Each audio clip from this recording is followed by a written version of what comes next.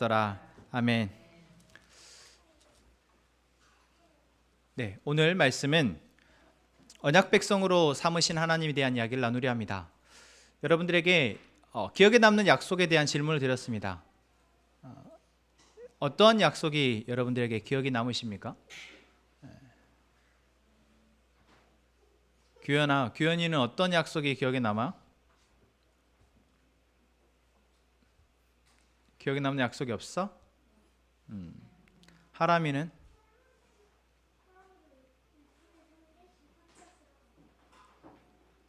한자 쓰라고 했는데 한 번도 안 했던 것 같은데 본 적이 없어서. 하임이는 어떤 약속이 기억에 남아?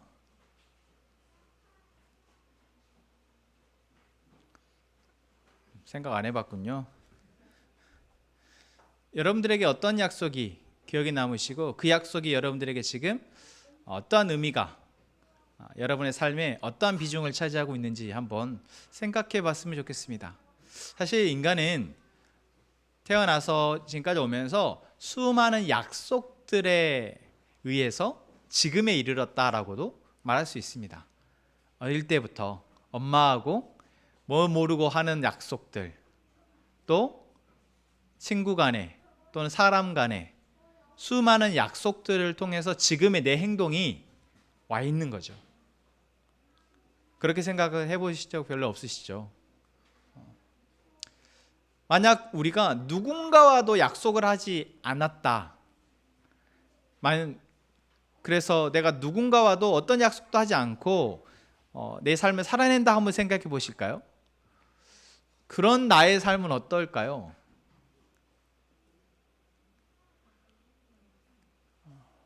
물론 약속이라는 것이 무슨 도장 찍고 뭐 이런 공증하는 그런 약속만 약속이 아니고 수많은 대화 가운데에서 서로 상호 간에 그렇게 하기로 결정한 것들이 약속이다 했을 때, 만약 내가 누군가와도 약속하지 않고 그냥 나만의 생각으로 살아가는 사람이 있다면 그 사람의 삶은 혼자 고립된 채 누구와도 소통되지 않은 채 참 외롭게 살아가지 않을까 싶습니다. 또 누군가와도 약속을 교류하지, 서로 상호 간에 약속을 하지 않고 살아가는 사람은 그 사람이 아무리 뛰어난 사람이라 할지라도 그 사람은 어떤 일도 할 수 없는 사람이 되고 말 겁니다. 생각해 보십시오. 누군가와도 대화를 통해서 무언가를 주고받지 않은 사람이 어떻게 이 사회 가운데에서 살아남을 수 있을까?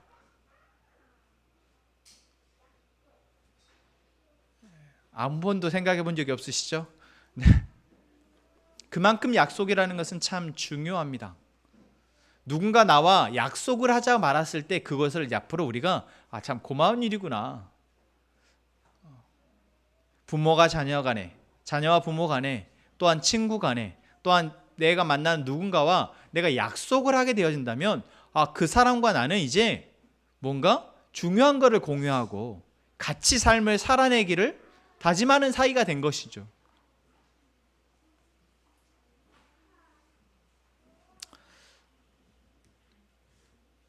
우리가 사람과 사람 사이의 약속도 그러할진데 우리가 믿는 하나님과 우리는 그러한 언약의 관계, 약속의 관계에 있다는 사실을 여러분 얼마나 알고 계십니까? 여러분들은 하나님과 약속을 했다라는 사실을, 언약의 관계에 있다는 사실을 알고 계십니까? 오늘 우리가 보고 있는 출애굽기의 말씀은 하나님이 이스라엘 백성들을 이제 애굽이라는 곳에서, 그러니까 죄로 가득한 세상으로 상징되는 애굽이라는 곳에서 그들을 건져내셔서 이제는 하나님의 백성으로 새로운 생명을 허락하셨고, 이제 새로운 생명을 받은 그들이 이제 갓난아이에서부터 조금씩 보고 배우고 듣고 자라면서 이제 머리가 크고 생각이 크고 그 다음에 감정이 크고 수많은 성장 과정을 통해서 이제 어엿한 한 사람으로 자라나도록 하시는 이야기가 바로 출애굽기와 민수기, 광야의 이야기입니다. 그리고 우리가 지난주 말씀에서 그 과정 가운데서 하나님은 어떻게 하신다? 그들이 아직 너무나도 연약하기에, 혼자 힘으로는 그들이 살아남을 수 없기에, 또 혼자 힘으로 그들이 살아남을 수 없다는 말은 혼자 힘으로 가만히 놔두면 그들은 어떻게 한다? 다시 애굽에서 살았던 그때 그 모습으로, 그 습관으로, 그 사고로 돌아간다라는 거죠. 그렇기에 하나님이 그들을 어떻게 하십니까? 업어서 인도하셨다 말씀하십니다. 그리고 그 업어서 인도하셨다라는 것 안에 어떤 내용들이 들어갑니까? 그들에게 하나님이 물을 공급하시고, 음식을 공급하시고, 고기를 주시고, 그들의 적들로부터 보호하시고, 그렇게 하나님이 그들을 죽지 않도록 뭔가 그들에게 이제 과거와 이전과 다르게 생각하고 사고할 수 있도록 하나님이 그들을 인도하고 계시다라는 겁니다. 자, 그럼 여기서 여러분들에게 묻고 싶습니다. 여러분들은 지금 하나님을 믿는 자로서 하나님이 나를 그렇게 인도하고 계셨다는 사실을 보실 수 있으십니까? 여러분들이 몇 년 동안 하나님을 예배하고 하나님 믿어왔는지는 모르겠지만, 지난 과거의 시간 가운데 여러분들은 얼마만큼 하나님의 인도하심을, 그렇게 하나님이 나를 인도하셨지, 그때 하나님이 나를, 하나님을 더 알게 하시고 하나님을 더 신뢰하도록 하셨지, 그때 하나님이 나에게 그렇게 말씀하셔서 나에게 하나님의 가치를, 하나님의 목적을 나에게 심어주셨지, 혹시 여러분들 보여지십니까?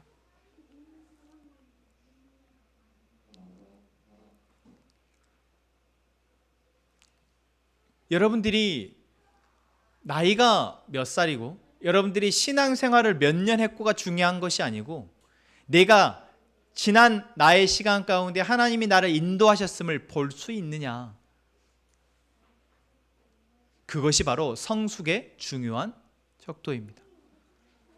내가 지난 나의 삶 가운데 하나님이 나를 인도하셨음을 전혀 보지 못한다, 관심이 없다 한다면 여러분들은 하나님을 믿는 것이 아니다라고 할 수 있습니다. 여러분, 하나님을 믿지 못한다면 그 삶은 어떻습니까? 하나님이 애굽에 대해서 어떻게 하셨습니까? 그들의 죄에 대해서 하나님이 너무나도 가혹할 정도로 심판하십니다. 그래서 사실 우리는 하나님을 감히 아버지라 부르거나 또는 하나님이 사랑이 많으신 하나님이라고 부르기에 너무나 그 하나님은 무섭고 두려우신 분이십니다.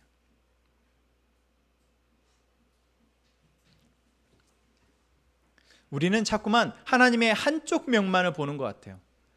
하나님은 좋으신 분이고 하나님은 복을 주시는 분이시고 하나님은 사랑의 하나님이시라고만 생각을 합니다.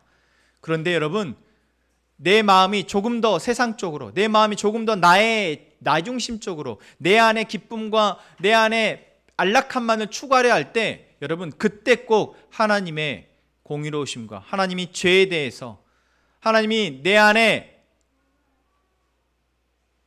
탐욕의 욕심에 대해서 얼마나 무섭게 심판하시는지, 그것에 대해서 절대 용납하지 않으시는 하나님에 대해서 여러분들 꼭 기억하셨으면 좋겠습니다.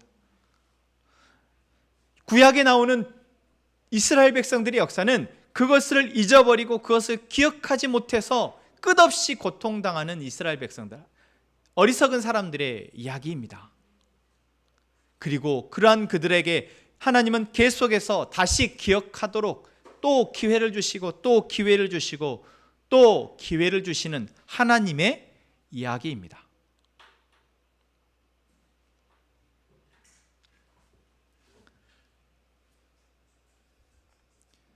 하나님도 참 답답하신 것 같습니다. 제가 볼 때 하나님 참 답답하신 것 같아요. 답답하신 분입니다. 왜 답답한가요? 여러분들 자녀들을 키워보면 알겠지만 내 자녀가 내 마음대로 안 될 때 여러분 어떻게 하십니까? 저는 큰 소리를 칩니다. 눈을 일단 부라리고 엄하게 부릅니다. 평소에는 하람아 부르다가 정하람 이렇게 하면은 이제 그때부터는 긴장을 하죠. 그래서 앉혀놓고 무엇이 잘못됐는지 가르칩니다. 그때는 듣는 척을 해요. 하지만 그 시간이 한 1분 정도의 시간 끝나면 다시 해맑게 돌아갑니다. 참 너무 신비로운 것 같아요. 저희 아이들만 그런지 모르겠는데 뭐 5분이 안 갑니다.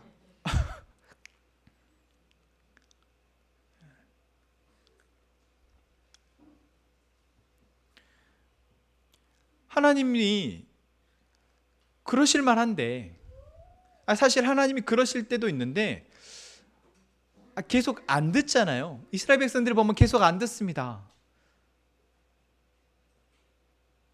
그럼 뭔가 전능하신 하나님이시니까 좀 더 확실한 방법으로 그들로 하여금 깨닫도록 하실 수 있는데, 그래서 더 이상 아예 딴 생각 못 하도록 하실 수 있는데 하나님은 참 답답하신 것 같습니다. 그런 면에서 이스라엘 백성들이 애굽에서 나와서 이제 광야에 40년의 시간을 광야의 생활을 하는데, 여러분 이제 민수기까지 읽어보시면 알겠지만 하나님이 이스라엘 백성들에게 행하시는 방법이 뭐 그렇게 약한 방법은 아니에요. 그런데 결국 못 깨닫는 거 보면 하나님이 좀 답답해 보입니다. 그런데 여러분, 답답한 하나님이신 것에 여러분 감사하는 저희가 되기를. 하나님이 만약 답답하지 않으셨다면 여러분 우리는 살아남을 수 없었습니다. 하나님이 답답하신 하나님이 아니셨다면 여러분 우리는 한 번 하나님의 말씀을 어길 때마다, 한 번 하나님의 말씀을 경히 여기고 하나님을 무시하고 내가 하고 싶은 대로 예배하고 내가 하고 싶은 대로 하나님의 말씀에 반응할 때마다 우리는 살아남지 못했을 것입니다. 여러분들 부모가 자녀에게 좋게 이야기할 때 또는 엄하게 혼을 내더라도 다시 부모가 나를 사랑한다라는 사실을 나는 알고 있기 때문에 또 엄마와 아빠와 약속을 가볍게 여기지 않아요.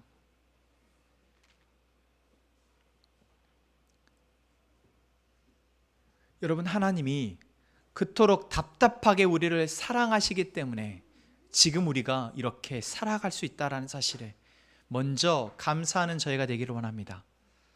그래서 하나님이 지금 이스라엘 백성 가운데 하고 계신 그 일들이 정말 얼마나 하나님이 사랑의 하나님이신지를 우리에게 보여주고 있다는 것, 그리고 그 사랑의 하나님이 하셨던 엄한 징계와 채찍질마저도 이것이 정말 우리에게 하나님의 사랑을 보여주는 것이라는 걸 여러분 우리가 먼저 알고 그 하나님 앞에 먼저 감사한 마음으로 말씀을 듣는 저희가 되기를 원합니다. 여러분 이스라엘 백성들을 하나님이 인도하십니다. 어떻게 인도하십니까? 정말 다른 사람들과 아예 구별된 삶의 모습으로 그들을 인도하십니다. 그들이 원망하고 불평할 때마다 정말 아무 말 없이 그저 그들에게 필요한 것을 공급하시며 그들을 지키시고 보호하시며 그들을 인도하십니다. 그리고 그들이 이제 시내산에 도착했습니다. 여러분 시내산은 하나님이 모세와 만나신 곳입니다. 이제 그곳에서 하나님이 모세와 먼저 만나셨고 모세를 통해서 하나님을 알게 하시고 이제 하나님의 백성들을 구하라는 사명을 주셨고 이제 그 사명에 따라서 모세가 이스라엘 백성들을 인도해서 이 시내산에 데리고 왔습니다. 이 시내산에 오기까지 하나님은 이스라엘 백성들에게 어떠한 책망의 말도 하지 않으셨습니다. 마치 갓난아이들에게 엄마가 그저 참고 인내하고 사랑을 베풀기만 하는 것처럼 갓난아이에게 혼을 내봐야 뭔 소용이에요? 그저 먹이고 입히고 기저귀 갈아주고 샤워시키고 하는 것이 전부인 갓난아이들에게 엄마가 하는 것처럼 하나님은 이스라엘 백성들에게 시내산에 오기 전까지 그들에게 아무것도 바라지 않으십니다. 그저 먹이고 입히고 보호하십니다. 여러분들 혹시 하나님이 여러분들을 지금 그렇게 하고 계시는 그 하나님을 경험하고 계십니까? 여기서 제가 드린 말씀은 나에게는 하나님이 별로 나에게 아무 일도 없으시는데 그저 하나님은 나에게 좋은 분이고 사랑의 하나님이고 라고 여러분들의 생각되어지십니까? 그렇다면 여러분은 그저 갓난아이인 겁니다.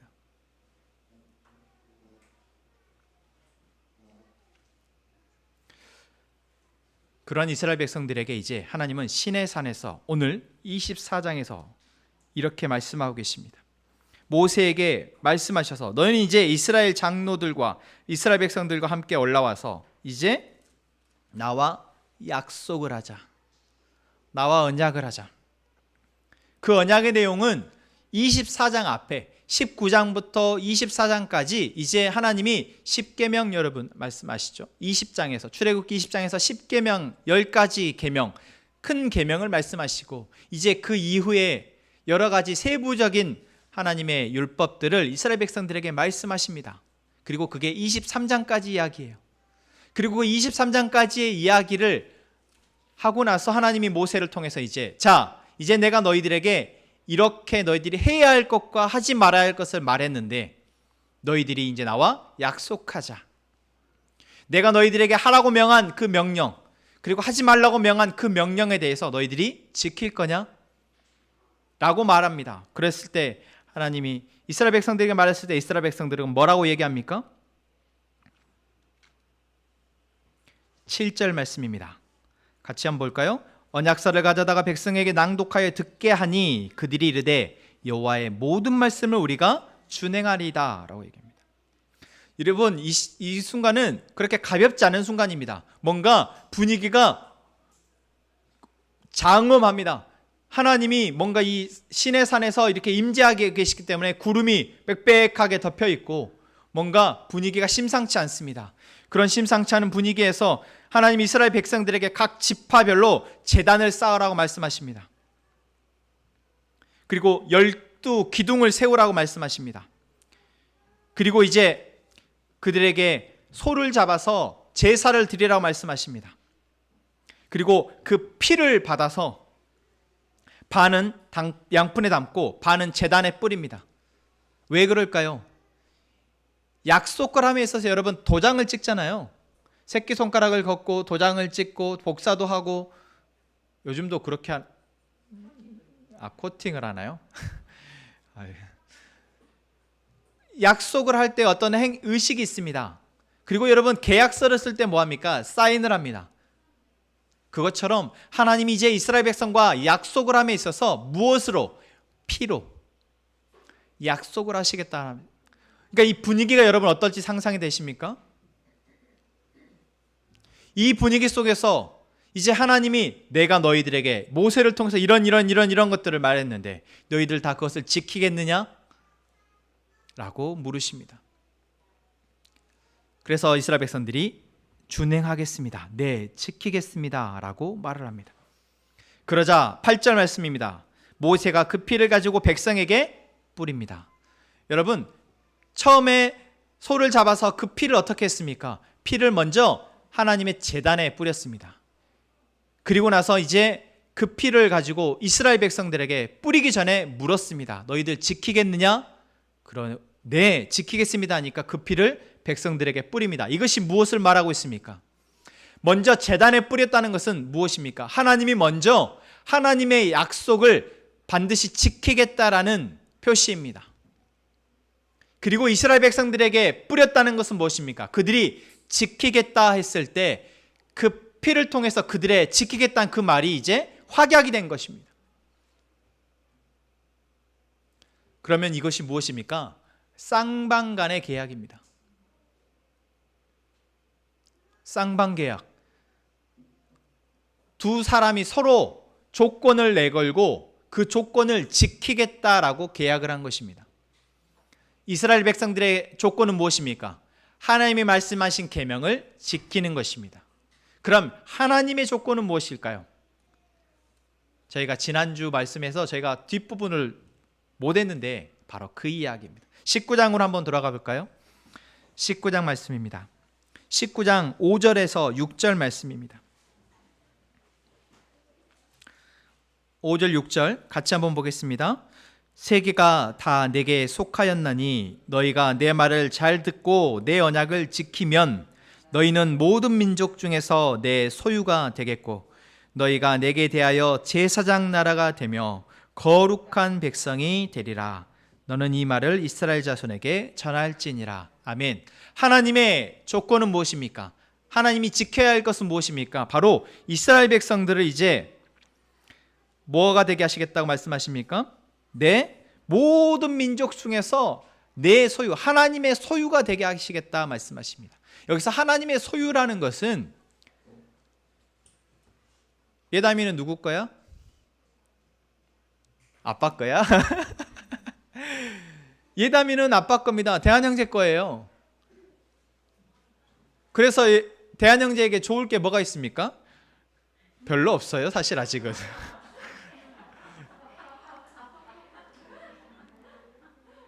여러분, 안타깝게도 뭐 가끔 재롱 피우고 그렇지만 사실 예담이가 대한형제의 소유라고 해서 지금 좋을 게 뭐가 있어요?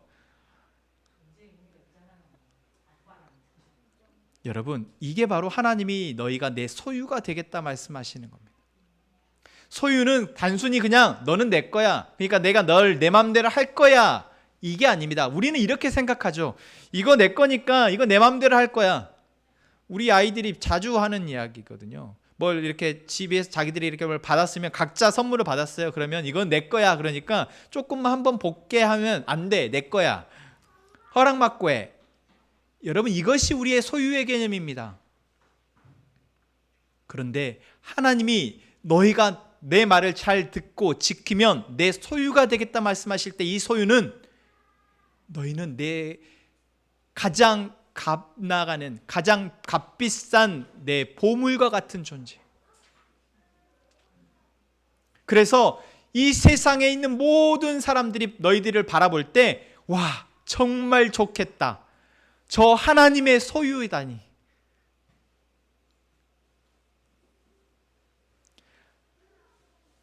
여러분, 아버지가 없고 어머니가 없는 아이들에게 아빠가 있고 엄마가 있는 아이들이 얼마나 부러울까요? 여러분, 목자가 없는 양에게 목자가 있는 양은 얼마나 특별합니까? 여러분, 이것이 바로 하나님이 너희가 내 소유가 되겠다 말씀하실 때 그 소유의 개념입니다.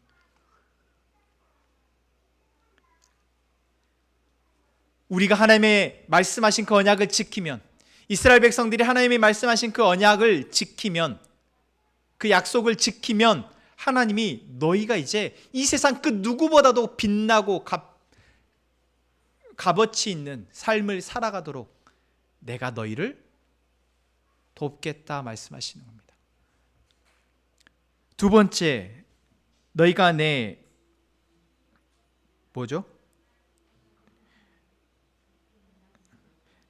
너희가 내게 대하여 제사장 나라가 되게 하겠다. 제사장 나라가 되게 한다는 것은 먼저 제사장을 이해해야죠. 규민아, 제사장이 뭔지 아니? 뭐지 제사장? 알구나. 아는데 지금 말을 안 하는구나. 하이마, 제사장이 뭐야?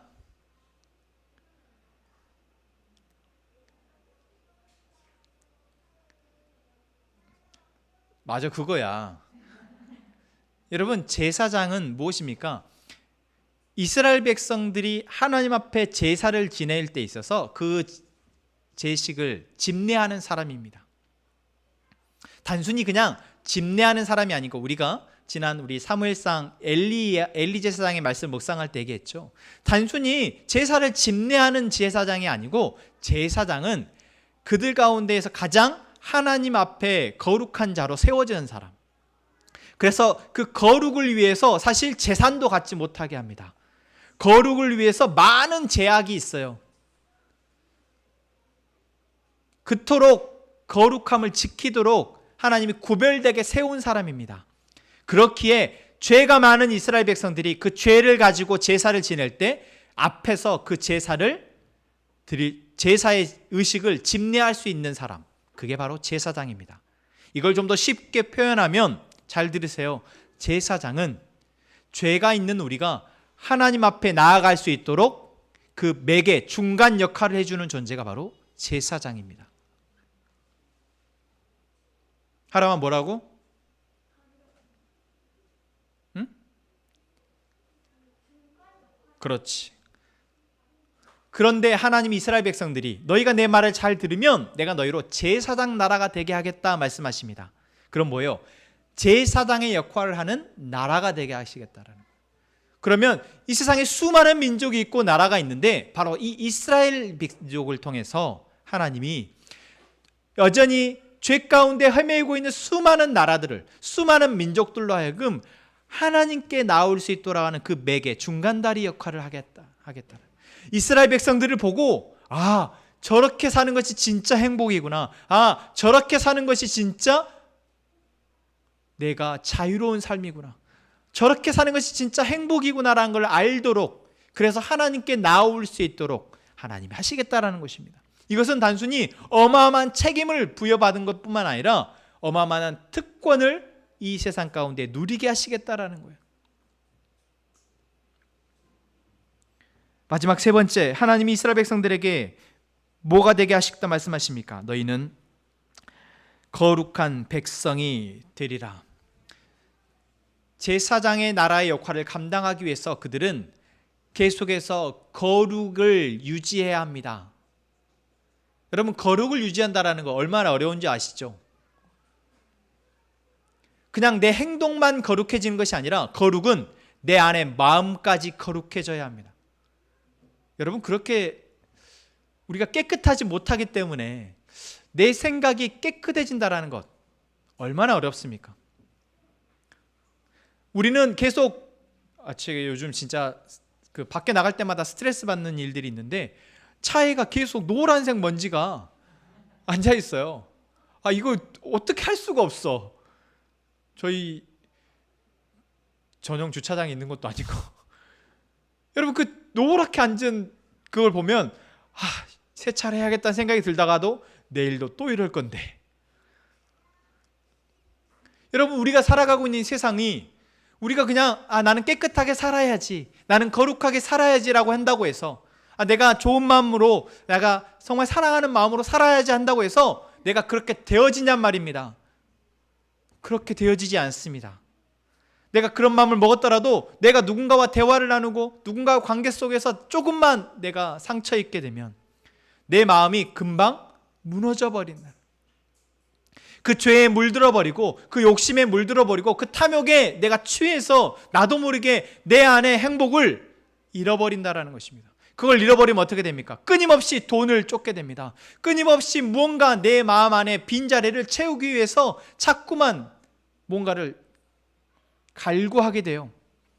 여러분, 이 시대에 수많은 사람들의 모습을 보십시오. 여러분, 저들이 행복해 보입니까? 돈을 많이 벌어서 행복해 보입니까? 돈이 많이 벌면 뭐합니까? 또 돈을 더 많이 벌기 위해서 끊임없이 연구하고 고민하고 노력하는데,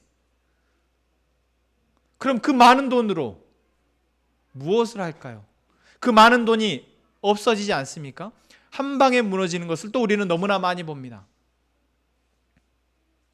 어떤 사람이 이번에 무슨 회사 사장을 상대로 이제 막 이렇게 스토킹 그런 행위를 했대요. 왜 그런가 봤더니 이 사람이 아프리카 BJ로 돈을 어마어마하게 벌어서 수십억을 벌었는데 참나, 방송했다고 수십억을 번대요. 여러분, 우리 아들도 그래 유튜브 크리에이터거든요.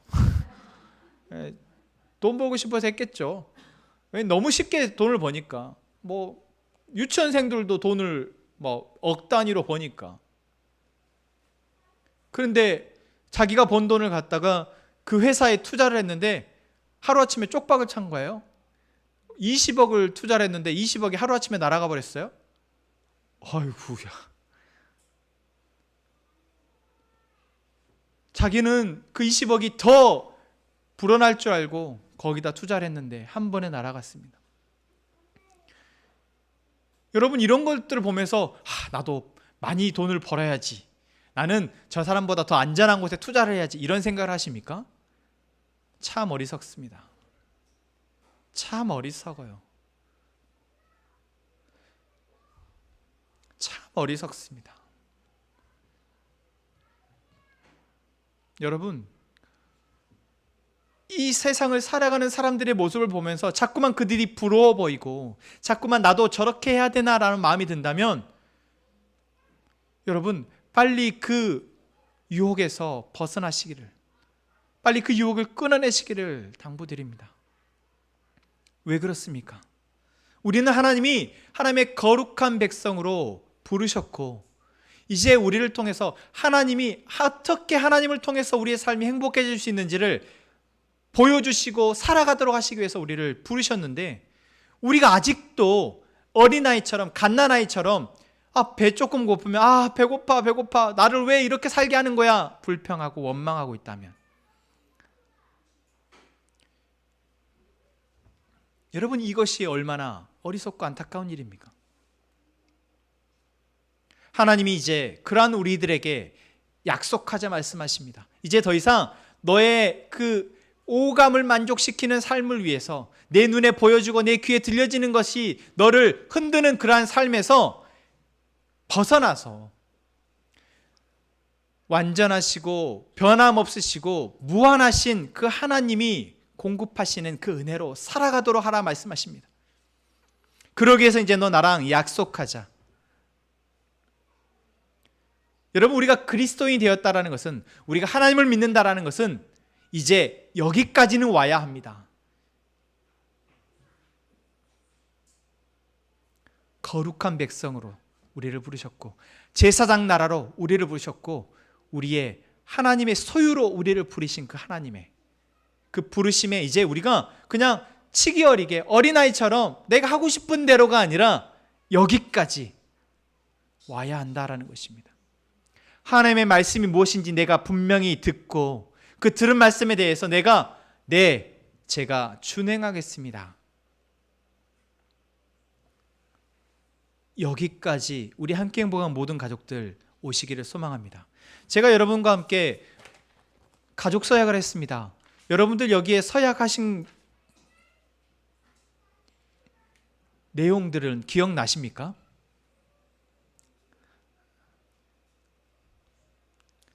여러분들이 가족 서약을 하면서 이 서약의 의미를 너무 가볍게 생각하시는 분들이 있어요.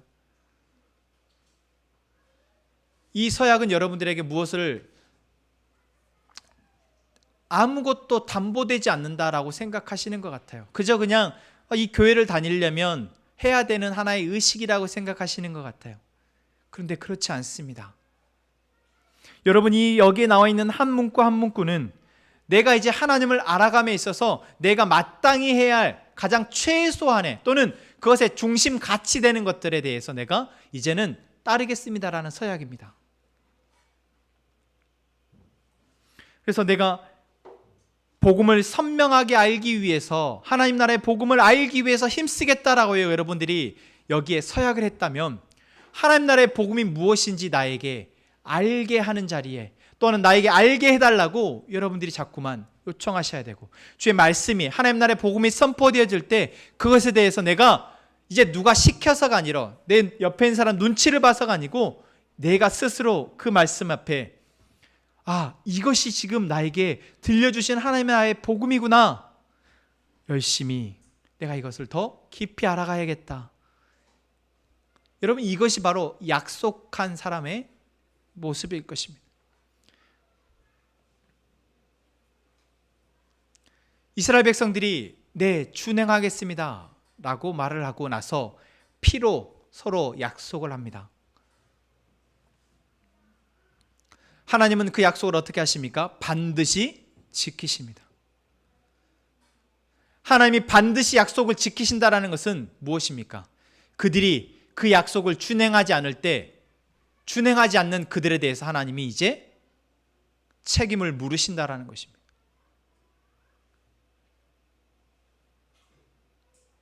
여러분, 그래서 우리가 자녀를 키울 때도 책임을 가르쳐 주는 것 너무나 중요합니다.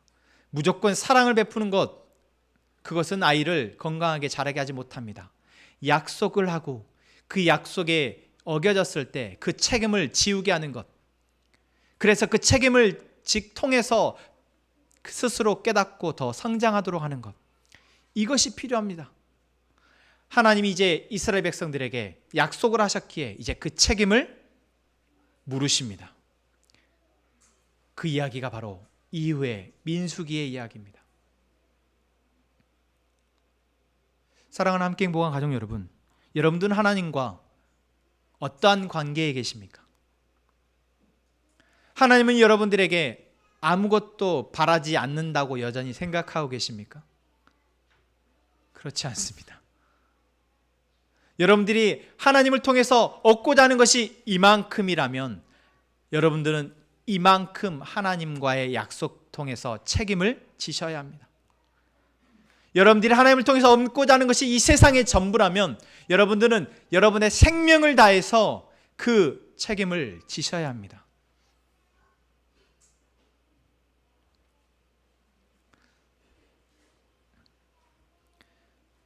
오늘 우리에게 하나님께서 약속하자 말씀하십니다. 여러분들은 뭐라고 답하시겠습니까? 하나님의 말씀을 준행하고 그 말씀을 따라 나의 삶을 살아내며 이제 나의 삶을 들어서 거룩한 나라로, 하나님의 제사장 나라로 부르시겠다 말씀하시는, 삼으시겠다 말씀하시는 그 하나님의 약속에 여러분들은 어떻게 답하시겠습니까? 저는 예라고 답하겠습니다. 그래서 이 세상의 가치보다 다른 하나님의 가치를 쫓아서 저의 삶과 우리 공동체를 이끌어가고자 합니다. 그것이 비록 다른 사람들이 볼 때 성공의 삶이 아닐지라도 저는 말씀이 우리에게 말씀하시는 가치를 통해서 제 삶과 우리 가족과 이 교회를 앞에서 이끌어가고자 합니다. 여러분들은 어떻게 하시겠습니까?